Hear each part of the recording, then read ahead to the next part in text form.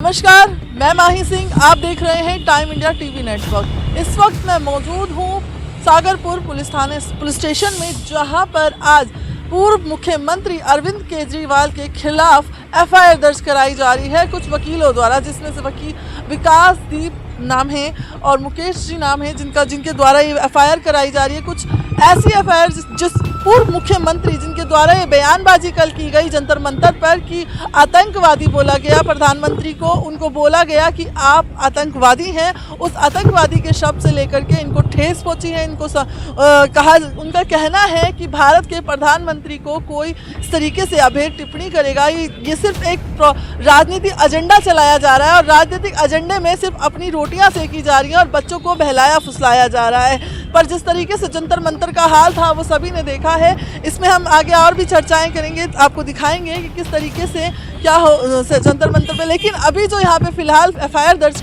कराई गई है, वो एफआईआर इसलिए दर्ज कराई गई है क्योंकि प्रधानमंत्री को अपशब्द बोले गए हैं, आतंकवादी बोला जा रहा है। इसी वजह से नाराजगी दिखाई जा रही है और नाराजगी के द्वारा ये एफआईआर कॉपी है।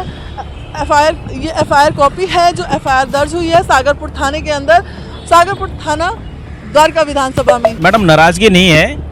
कल आपने देखा होगा जो जंतर मंतर पर धरना चल रहा है, उसमें दिल्ली के पूर्व मुख्यमंत्री जो दिल्ली से नकार दिए गए थे, हारे हुए विधायक हैं, वो भारत सरकार जो एक चुनी हुई सरकार है, करोड़ों हिंदुस्तानी लोगों ने वोट देकर एक सरकार बनाई है भाजपा की, जो शासन कर रही है। आप चुनी हुई सरकार के खिलाफ युद्ध छेड़ रहे हैं।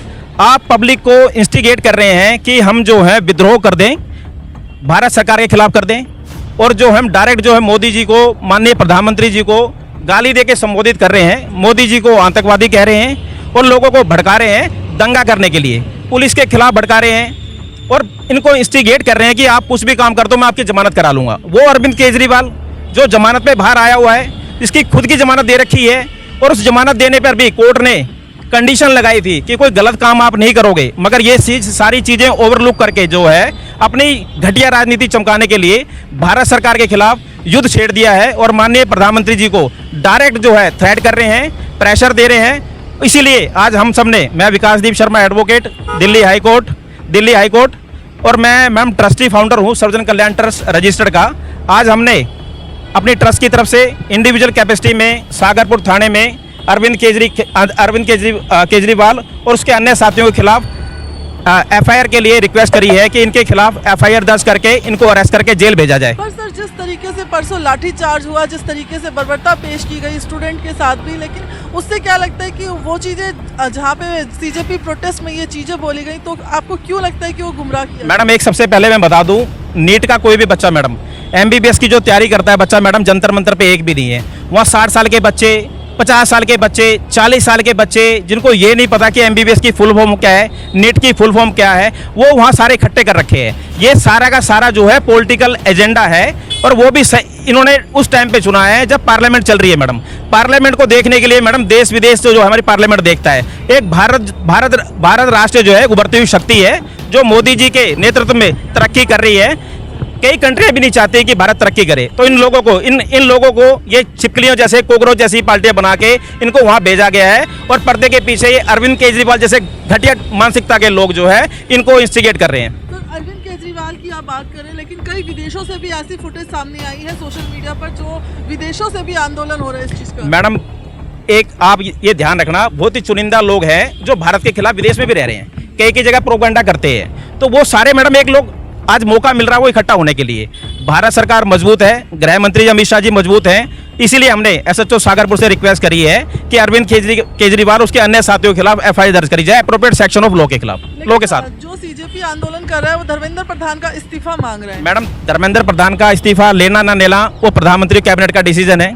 वो कोई इंडिविजुअल किसी कोकरोच पार्टी के कहने पे इस्तीफा नहीं देंगे, और देंगे वो माननीय मोदी जी का प्रेरोगेटिव है, किसको रखना है मंत्रिमंडल में, किसको नहीं रखना है। किसी के कहने पे कोई रिजाइन देगा नहीं। और वो मैडम नीट का पेपर द्वारा भी हो गए, बच्चे मैडम एंजॉय कर रहे हैं, लाइफ एंजॉय कर रहे हैं, आगे बढ़ रहे हैं, देश आगे बढ़ रहा है, डॉक्टरी कर रहे हैं। अभी वहाँ पर ऐसे पेरेंट्स भी हैं जिनके बच्चों ने सुसाइड किया था। मैडम, जो सुसाइड करा है वो तो बड़ी दुर्भाग्यपूर्ण घटना है। मैडम, सुसाइड करा वो बड़ी दुर्भाग्यपूर्ण घटना है, उसको हम रोक नहीं सकते मैडम।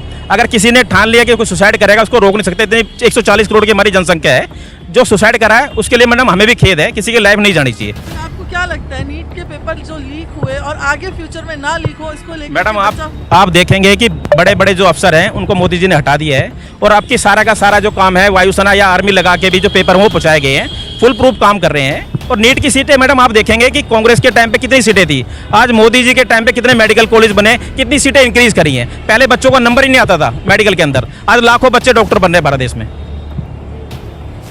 तो क्या कुछ कहेंगे आज जिस तरीके से आज जो आप लोगों ने एफआईआर की है और अरविंद केजरीवाल की जो भाषणबाजी हुई है उसको लेकर? देखिए मैडम, बड़ा दुर्भाग्यपूर्ण विषय है। ऐसे नेता अगर भारत देश को चलाएंगे जो भारत के बच्चों को रोडों पे उतार के बैठे हुए हैं, 3-3 दिन 4-4 दिन हो गए हैं, मुझे समझ ये नहीं आ रहा है इनके पास फंडिंग इतनी आ कहाँ से रही है। ये लोग जो आप अभी थोड़ी देर पहले मैंने आपकी बात सुनी कि बाहर से लोग सपोर्ट कर रहे हैं, कौन सपोर्ट कर रहा है? जैसे नसरुद्दीन शाह जैसे एक्टर जो भारत का खाते हैं, भारत के खिलाफ बोलते हैं। तो मैं यही कहूँगा कि आज की डेट में जो सरकार है बहुत अच्छे से काम कर रही है और हमारे प्रधानमंत्री जी को जो कोई अपशब्द बोलेगा उसके खिलाफ ये कार्रवाई होनी चाहिए। मैं अपने होम मिनिस्ट्री से, अपनी भारत सरकार से यही आग्रह करता हूं कि ये कार्रवाई जल्द से जल्द पूरी होनी चाहिए। तो फंडिंग की बात करें हमने वहाँ पे, आप फंडिंग की जिस तरह से चर्चा कर रहे हैं कि फंडिंग वहाँ पे जब हमने देखा, वहाँ पे जमीनी स्तर पर देखा हमने कि लोग जोमेटो कर रहे हैं, लोग अपने अपने घरों से जोमेटो कर रहे हैं उनके लिए। लोगों का कहना है कि वो सही लड़ रहे हैं। मैडम, अगर कितने लोग, चुनिंदा लोग कितने कह रहे हैं सही कर रहे हैं, अगर सही कर रहे हैं तो केजरीवाल की सरकार दोबारा क्यों नहीं आई है? सिस्टम से केजरीवाल को बाहर क्यों कर दिया? अभी पंजाब का इलेक्शन आ रहा है, ये प्रोपेगेंडा चलाया जा रहा है और कोई इसमें वो नहीं, राजनीति की पार्टियों के अलावा। अगर ये मैं कहता हूं कि बच्चे टारगेट करके आप अपनी पार्टी को आगे बढ़ाना चाह रहे हैं तो देश बहुत गड्ढे में जा रहा है। लेकिन परसों जो जंतर मंतर की हालत थी उसको देख करके आप क्या कुछ कहेंगे? मैडम, अपोजिशन देखिए, सारी अपोजिशन एक हुई है, सब लोग अपने घरों से निकल रहे हैं। 40 साल का स्टूडेंट कौन सा वहां पे, 50 साल का, 70 साल का, 8वीं क्लास तक के भी बच्चे थे। 8वीं क्लास तक के जो बच्चे थे उनको बहका फुसला के चलो हमारे साथ चलो। आप उनसे अकेले में बात करिए जाके, उनको ये नहीं पता हम किस लिए आए हुए हैं। बच्चों से पूछिए तो सही। जिसकी आप एक बात बताइए, आप लोग वहां गाड़ी लेके जा रहे हैं, ट्रैफिक हो रहा है, ट्रैफिक में आप वो कहां से आ रहे हैं बच्चे जो किसी की भी गाड़ी को तोड़ दे रहे हैं? वो इतना गवर्नमेंट का प्रॉपर्टी का नुकसान करे, इसकी भरपाई कौन करेगा? ये तो सरकार का हक है ना पूछने का। अरविंद केजरीवाल जी जा रहे हैं, हर थाने में जा रहे हैं, डंका पीट रहे हैं, मैंने आज 8 छुड़ा दिए, मैंने 10 छुड़ा दिए, मैंने 15 छुड़ा। ये ऐसी कार्रवाई हो क्यों रही है? क्यों बच्चों को भड़काया जा रहा है इस चीज पे?